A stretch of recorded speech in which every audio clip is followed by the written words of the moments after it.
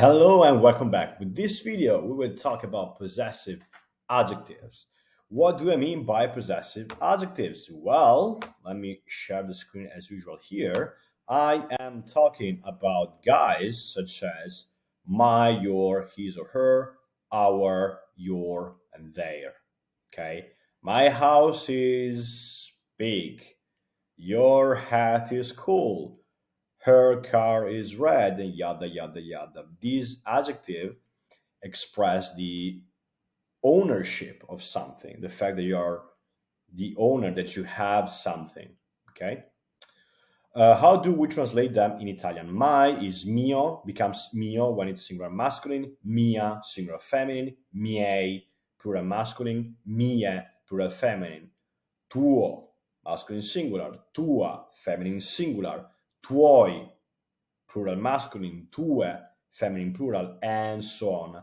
Suo, sua, suoi, sue, nostro, nostra, nostri, nostre, vostro, vostra, vostri, vostre, and loro, loro, loro, loro.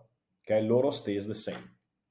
Okay, what does make the difference is, of course, the adjective. Why is that? Because keep in mind that there are exceptions, but we tend to put the article in front of a possessive adjective all the time. Even though you guys don't say my car is red, you say my car is red, it's still gonna be mia, because car is feminine, mia macchina, and in front of it we're gonna put la mia macchina.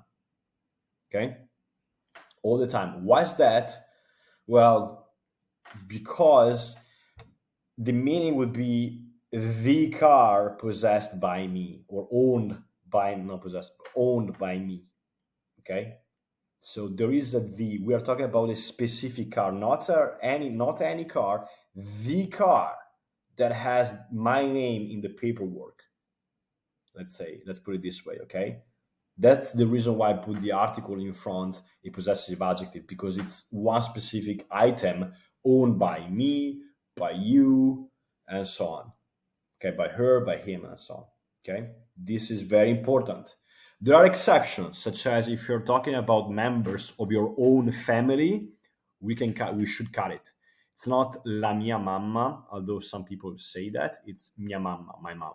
But if you're talking about John's mother, basically the mother of John, as you can tell, is the mother, la mamma di John, or la madre if you want to be more formal. Mamma is a little bit childish, madre is more proper. Okay, but that's just a digression. Okay, so unless we are facing an exception, and as usual, do not focus your attention of exception. Don't fall into the trap about thinking on the trap of thinking about exceptions. Who cares about exceptions at this moment? Okay, just focus on the general rule, which is possessive adjectives qualify the ownership of something, and in front of a possessive adjective in Italian we throw the article. Now, another important aspect: do not, careful here, my bold face here, do not let the gender of the subject trick you. The possessive adjective must be adapted to the gender and number of the noun it's qualifying, that the adjective is qualifying. So what do I mean by that is the following. Mike washes his car every 3 weeks. Mike is a guy, but we don't freaking care about the subject's gender. We do care about the noun, the object gender, the gender of the thing that is qualifying by this adjective of possession. And car is feminine, so his is gonna be sua, because it's qualifying a singular feminine noun, which is macchina, which is car. We don't care about Mike. This, pay attention here, this is an extremely common mistake amongst native English speakers. They let the gender of the person, typically the gender of the person, trick them. Do not make this mistake, please.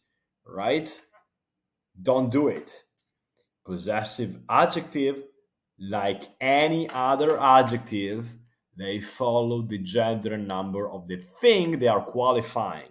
Forget about the person involved. Forget about the subject.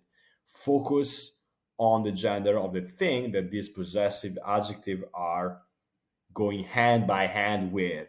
They are qualifying. Okay, so in the case of car is feminine, is macchina. So even though Mike is a guy, we don't freaking care because his car is his car is feminine, sua, so sua macchina. Okay, this is extremely important. Extremely important. So their house must be here nearby. So let's say that we are hitting the streets, try to find the address of somebody, and I say, well, their house must be here nearby, somewhere here nearby. Nearby is vicino. You should have all the vocabulary here. So I'm gonna give you 1 minute and a half.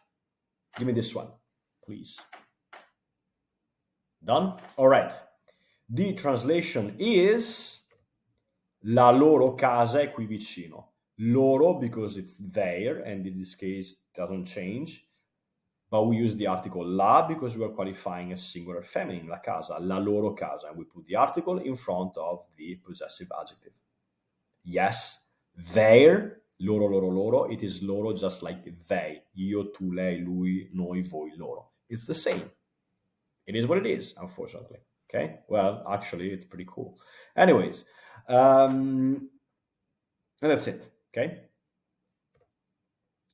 Is your favorite singer Eminem?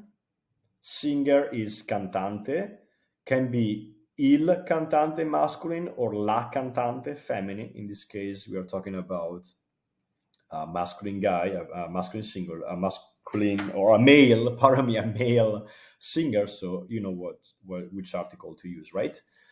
If you do not remember how to come up with questions, go back and watch the videos on how to come up with questions, or take a look at your notes, or do both, even better. Okay, so I'm gonna give you some minutes depending on what kind of help you need, either your notes or your or the video. Okay, so I give you XYZ minutes. When you're done, give me translation.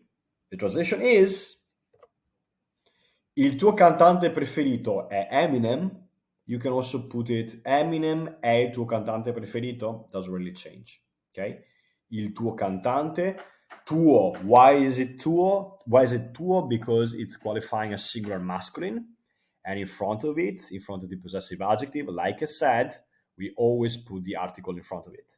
Il tuo cantante preferito è Eminem. Okay?